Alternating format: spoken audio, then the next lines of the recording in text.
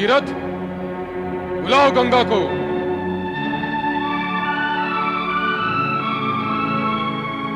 हे मां गंगे,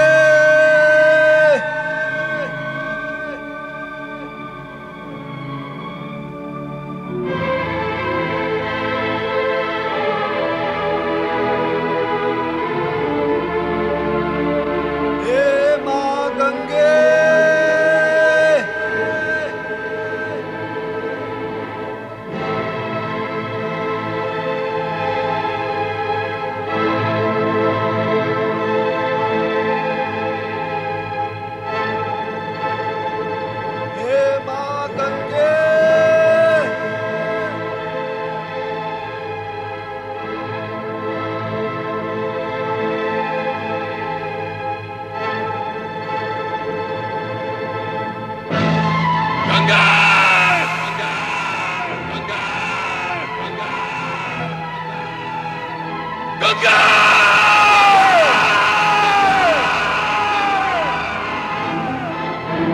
सुना तुमने? तुम्हारे अप्रिय वचन सुनकर शिव जी ने क्रोधित होकर जो हुंकार भरी तो तीनों लोग कंपित हो गए। तुम्हें उनकी शक्ति का अनुमान हुआ? तो ये शिवजी की हुंकार थी? हाँ, शिव जी की शक्ति का मूल्यांकन नहीं किया जा सकता। वे साक्षात शक्ति हैं। तो अवश्य ही वे मेरे वेग की तीव्रता को सहन कर सकेंगे। अवश्य। मुझे पृथ्वी पर कब जाना होगा प्रभु? शुभ और कल्याणकारी कार्य में विलंब क्यों? तुम्हें तुरंत पृथ्वी की ओर प्रस्थान करना चाहिए। आज्ञा दे जगदीश्वर। गंगा! गंगा! गंगा!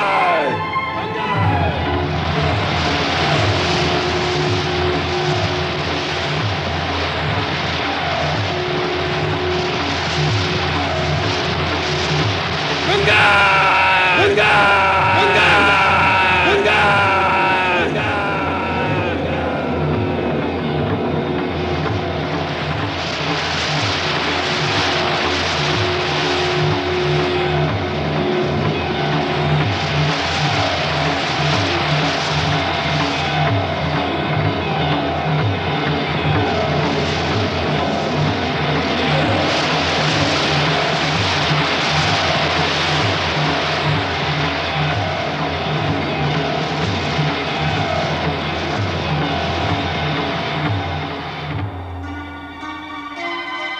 तुम्हारा ये तीव्र वेग तुम्हारे अहंकार का परिचय दे रहा है गंगा। इसे नष्ट करना ही उचित होगा। अपनी शक्ति और वेग के अभिमान में अपना उद्देश्य भी भूल गई, तो अब पड़ी रहो सदा सदा के लिए मेरी जटाओं में। अभिमान टूटे तब तक वहीं विश्राम करो। वो कैसे होगा देवेश्वर? मेरा अभिमान तो तब नष्ट होता जब मैं आपके चरणों में गिरती अथवा गिरूं। देवेश्वर, मैं तो आपके मस्तक पर विराजमान हूं। मेरे तो गर्भ में वृद्धि हुई है। ये क्या अनर्थ हो गया भोलेनाथ? ये क्या अनर्थ हो गया?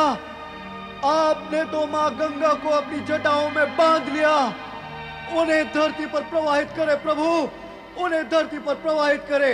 नहीं भगीरथ, नहीं। जब तक गंगा का अभिमान नहीं टूटता यह संभव नहीं। कैसा अभिमान भगवान, कैसा अभिमान? देखा नहीं तुमने?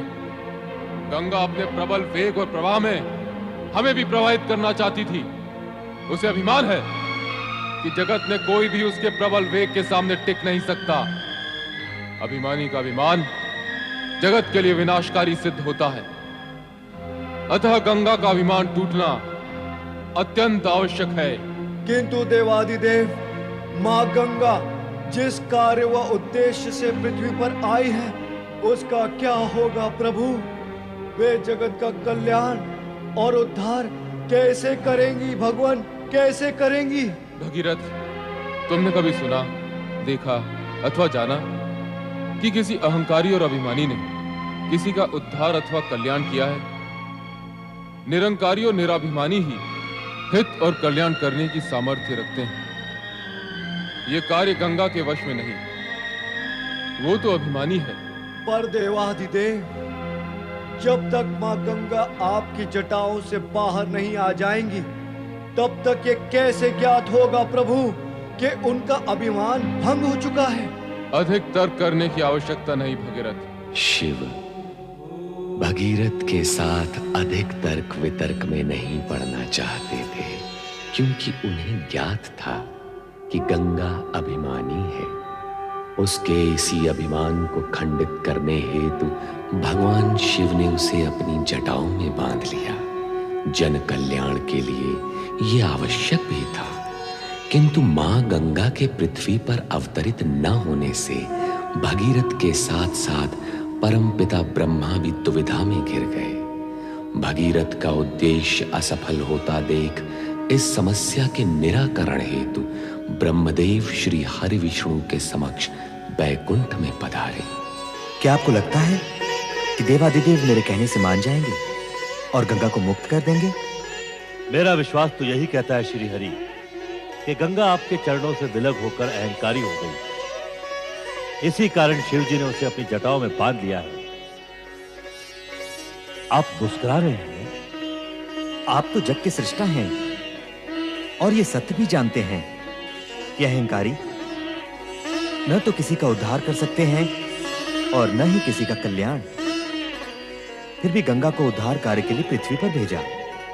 पृथ्वी के लिए प्रस्थान तक गंगा में किंचित मात्र भी अहंकार नहीं था, किंतु शिव जी की जटाओं में पहुंचते पहुंचते उसका अहंकार जाग उठा। मेरे चरणों में वास करने वाली गंगा क्या अभिमानी हो सकती है? जो कुछ उसने किया और जिसका वो परिणाम भुगत रही है, उससे तो यही सिद्ध होता है कि उसने कुछ नहीं किया ब्रह्मदेव।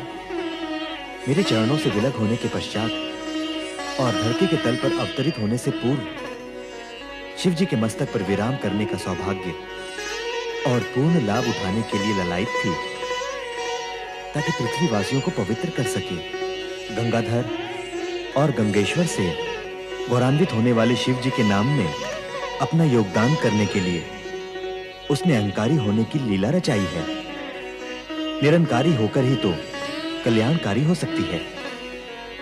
जिस सत्य का उद्घाटन आपने किया है उससे शिव जी तो परिचित नहीं है। चलें उनके पास।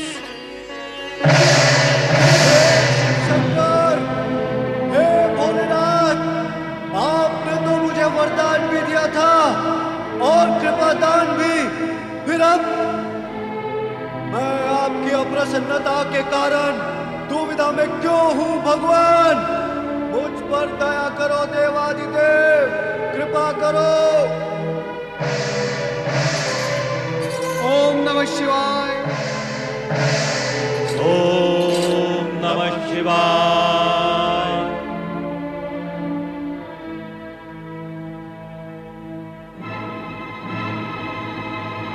आश्चर्य है, घोर आश्चर्य।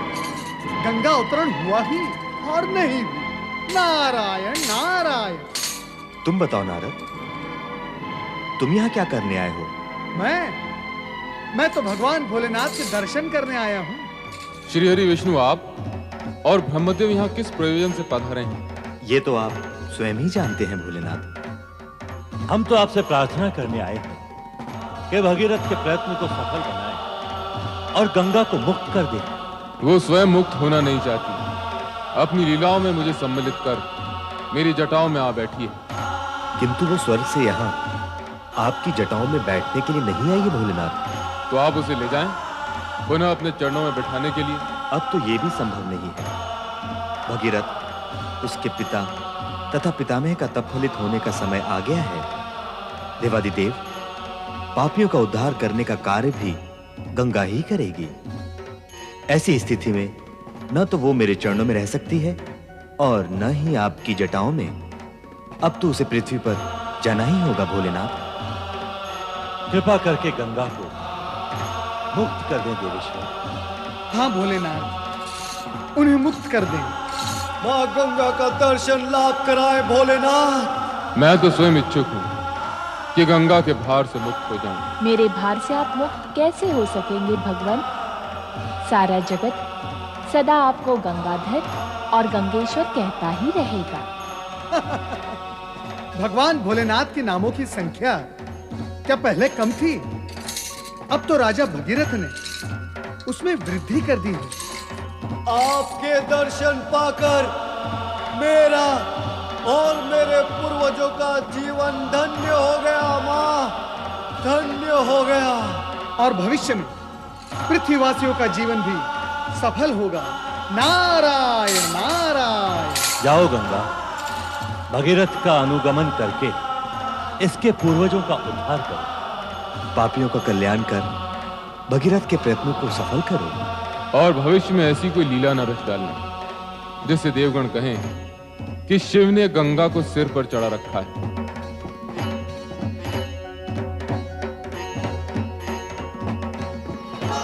मैं तुम्हें मुक्त करता हूं।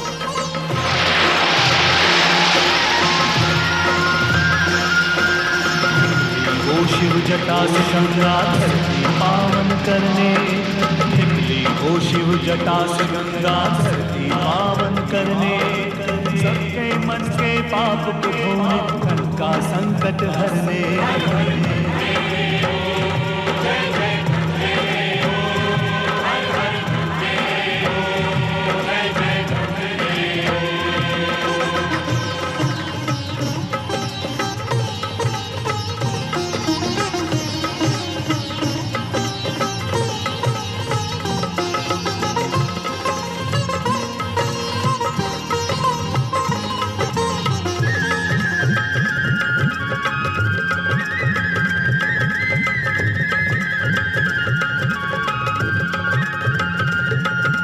भगीरथ पूर्वज की मुक्ति तो माध्यम थी बस केवल, मूल कार्य था युगों युगों तक जग को करना निर्मल। आसुरी शक्ति बढ़ ना पाए छल को करने निश्चल, छल को करने निश्चल।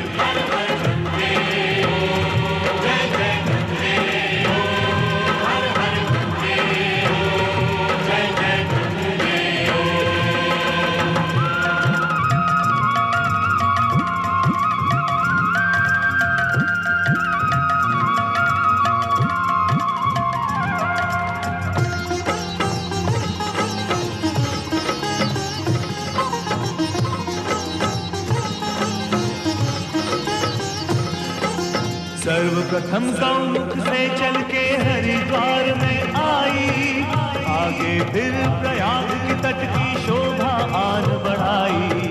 रस बरसाती वाराणसी में ये काशी कहलाई, ये काशी कहलाई। हर हर गंगे हो, जय जय गंगे हो, हर हर गंगे हो, जय जय गंगे हो।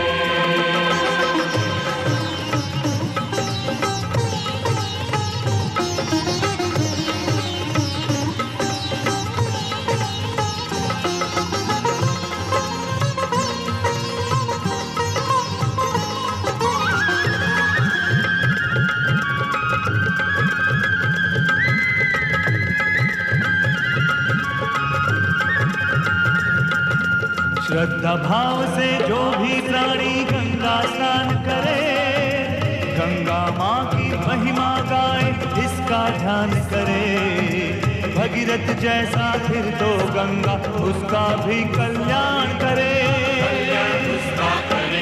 हर हर गंगे हो, जय जय गंगे हो, हर हर गंगे हो, जय जय गंगे हो।